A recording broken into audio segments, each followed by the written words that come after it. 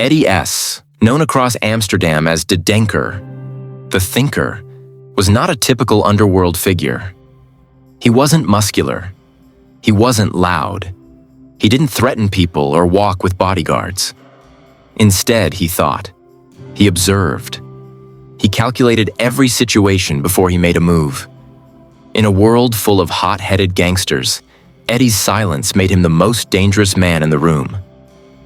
Eddy was raised in a neighborhood where drugs, robberies, and street fights were common. He saw everything, but he never joined. Instead, he studied how these criminals operated. He noticed their strengths and their weaknesses.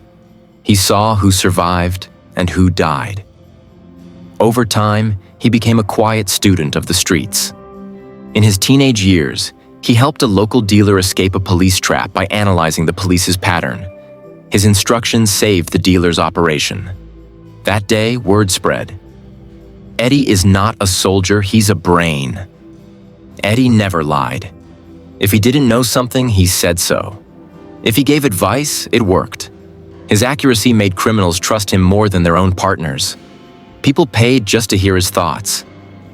Eddy spent hours studying police behavior.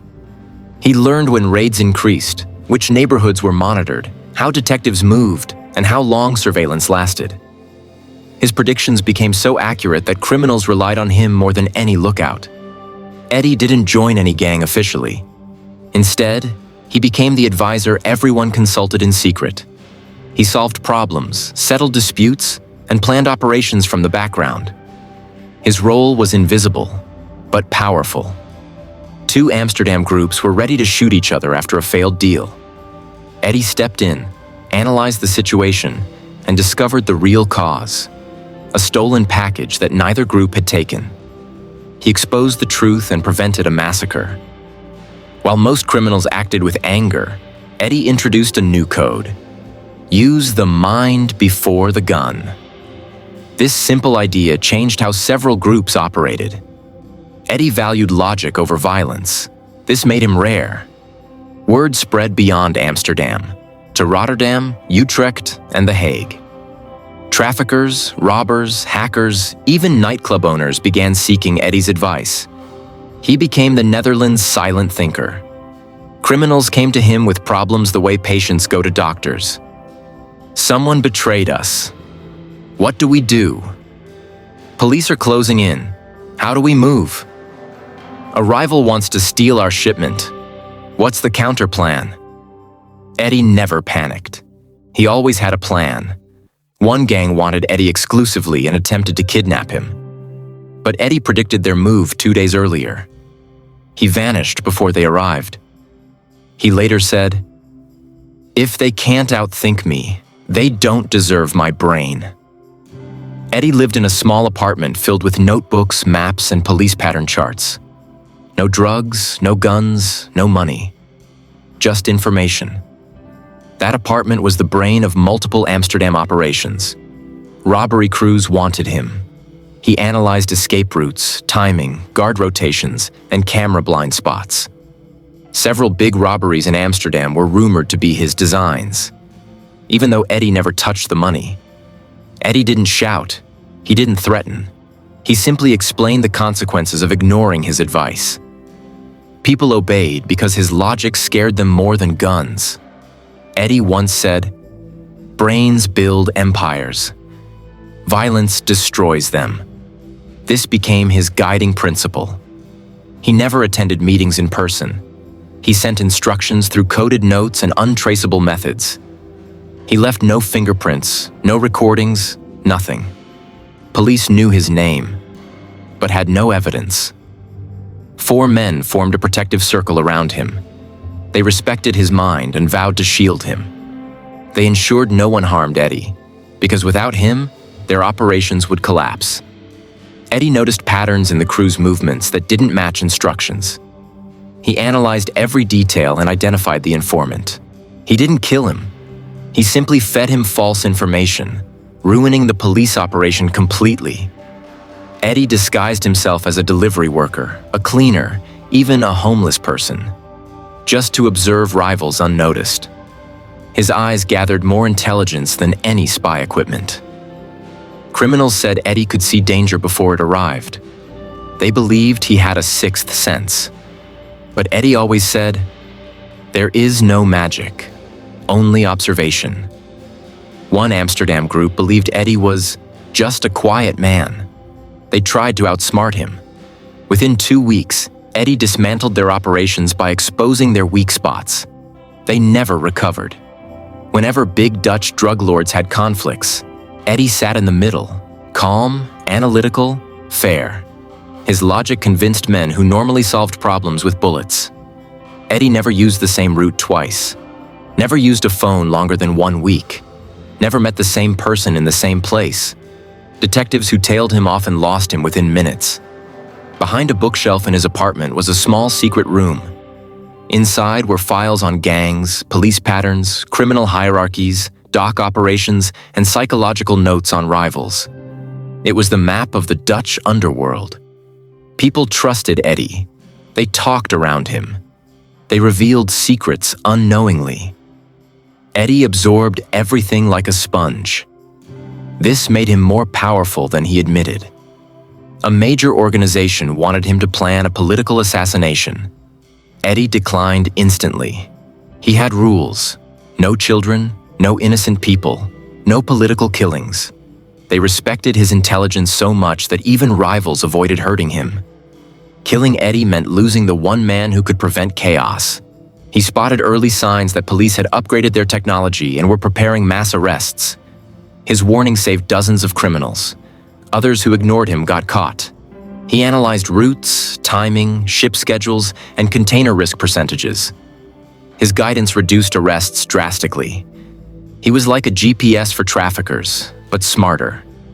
Eddy watched body language, eye movement, hand tapping, breathing changes, and shoulder tension. Within minutes, he knew if a man was lying or scared. When police questioned him once, he sat calmly, spoke politely, and revealed nothing.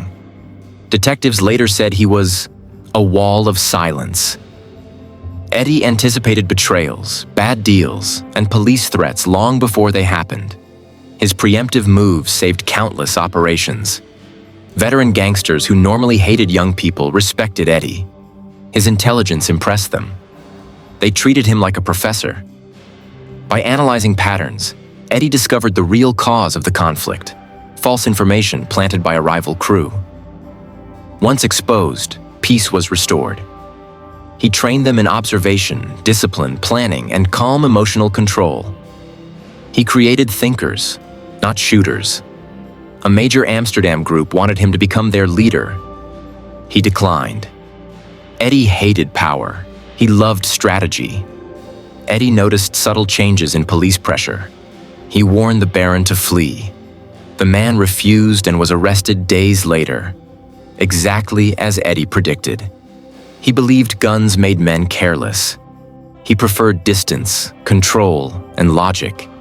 His mind was his weapon. He realized a meeting invite came too quickly and with strange urgency. He stayed home. The place he was supposed to go was later raided. He had a quiet relationship with a bookstore owner. She had no idea he was connected to crime. Eddy loved that she cared about his mind, not his reputation. He wrote about his mistakes, fears, and weaknesses. He analyzed himself like he analyzed others. He avoided photos. He avoided fame. He avoided loud behavior. Criminals knew his name, but not his face. Another strategist in Rotterdam hated Eddy's success. He tried to sabotage him. Eddy dismantled his plans quietly, destroying the rival's influence. A dealer was wrongly accused of betrayal. Eddy examined the situation and found the real culprit. He saved the innocent man's life. Eddy sensed jealousy building around him. Too many people depended on him. Too many relied on his mind. During a crisis involving 3 Amsterdam groups, they all turned to Eddy. When he finally spoke, his plan saved their entire network. Eddy understood that powerful people are targets. He didn't want to rule anyone. He wanted to solve problems, not create enemies. He knew the city better than anyone. He said Amsterdam's patterns were like a book he had memorized. By studying their behavior, he identified several officers illegally cooperating with criminals. He quietly leaked the info to the right channels. His rule was simple: stay behind the scenes. Let others take the spotlight and the risk. One day, Eddy simply vanished. No warning, no goodbye. Gangs panicked. They felt blind without him. Some said he sensed danger. Some said police were close. Some said he wanted a clean life. No one knows the truth. With no strategist, groups began making reckless decisions. Rivalries increased. Bad deals multiplied. Eddy had prevented more wars than anyone realized. Weeks later, a few people received handwritten letters from Eddy with final warnings and advice. No return address, no signature. Some detectives quietly said, "Eddy didn't create crime. He organized chaos. Without him, things got worse." Rumors spread that he relocated to Antwerp or Brussels to advise new groups. No proof ever surfaced. His bookstore girlfriend said Eddy vanished like smoke. He left her one thing: a book with a single sentence underlined: "Freedom belongs to those who know when to walk away." His strategic principles, discipline, observation, calmness, became standard training for younger criminals. A mysterious notebook was found years later containing analysis on police patterns and human behavior. Many believe it was Eddy's work. New criminals were warned. Think like Denker, or you won't survive. Experts examined how one man could control criminal decisions without violence. They called him a rare criminal strategist with emotional discipline. Stay unseen, stay calm, stay disciplined, think twice and speak once. These rules shaped a generation. His logic influenced every major criminal decision in the city for nearly a decade. Some believe he sends coded advice from somewhere abroad. No one knows. A new thinker emerged, but lacked Eddy's depth. He made mistakes Eddy would never make. He was arrested quickly. Insiders say Eddy wrote a list of weak spots in the city's underworld. That list was never found. The boss admitted that Eddy's warnings prevented his assassination 2 times. He called him a guardian with no gun. Some think he died quietly. Others think he started a new life. There is zero evidence either way. His methods are used in robbery planning, drug operations, negotiation, and even escape tactics. His mind became a manual. Eddy S was not a killer, not a gangster, not a drug lord, but he shaped the Amsterdam underworld more than any of them. His silence controlled chaos. His predictions saved empires. His disappearance created confusion. His legacy lives in every strategic move criminals make today. He proved one thing: in the underworld, the smartest man is often the most feared.